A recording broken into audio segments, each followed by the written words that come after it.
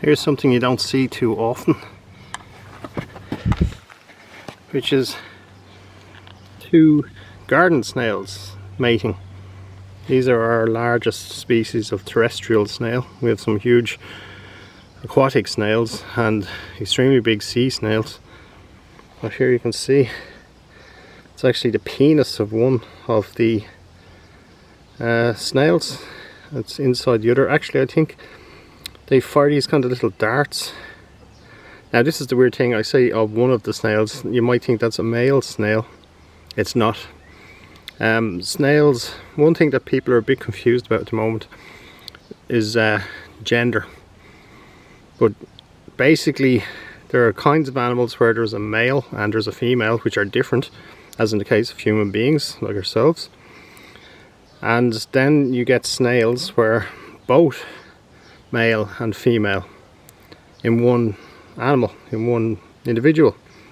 So they can both mate, both have a penis, both produce sperm, but also both have eggs and both have their eggs fertilized. It's also the same with some creatures like earthworms, where basically they're what they would call hermaphrodites, but in fact you can actually see it's watching me with one of its eyes.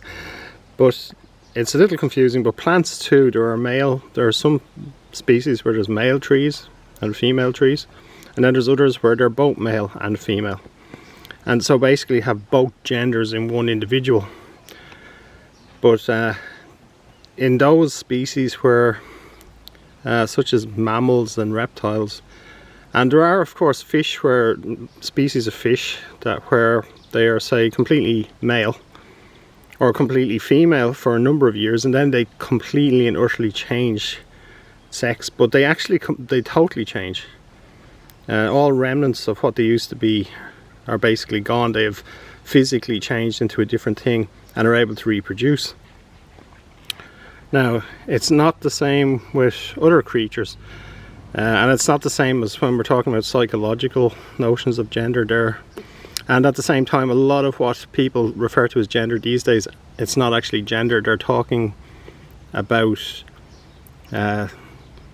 sexual orientation, which is a different thing altogether, because technically, oh, there you go, you can see the penis has come out. But in those cases, they're talking about something totally different, because there's literally only two genders. There's a male and there's a female. There's the egg, which is the female, and there's the male, which is the sperm. If there were to be more than two genders, that would mean that all three would have to mate with each other. It'd be like two mating wouldn't produce fertile eggs. You would need three mating to do it, and they'd all have to mate with each other. They'd have to. So in nature that would be very difficult. It'd be very hard to actually arrange that. So nature stacks the odds up, so things do reproduce successfully. There are of course creatures where that doesn't happen very well. There are creatures where they're finding it harder and harder, and they seem to be going extinct. And creatures did in the past go extinct, and we don't always know why. That would be, say, the case with your giant pandas and things like that. Giant pandas, we don't know why. We don't even know why giant pandas, which have carnivorous teeth, are eating bamboo. Why they selected to do that. So there's a lot of things we don't know. But in terms of snails, it's really fascinating. Slugs mate differently. They don't usually go side by side. They actually hang off. And their sexual organs are not quite the same. I mean, at the end of the day, an egg is being fertilized by a sperm. That's how it works. And that's why basically one element carries the sperm, one element carries the egg. They have to connect up. There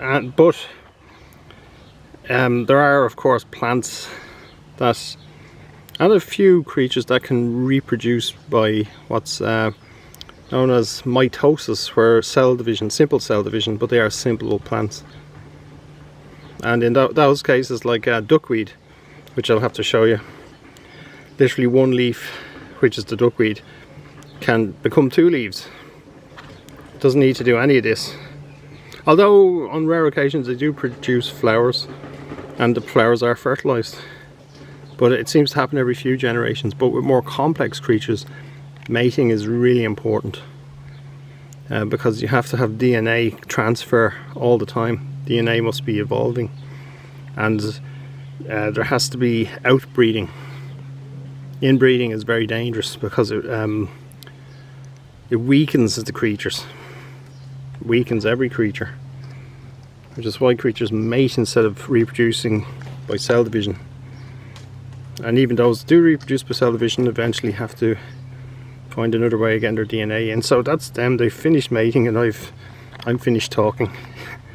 But it's really interesting. So 2 snails are hermaphrodites, male and female, but they have to mate. They can't mate with themselves. That would be inbreeding. That would lead them to they would eventually fail. They must breed out genetically.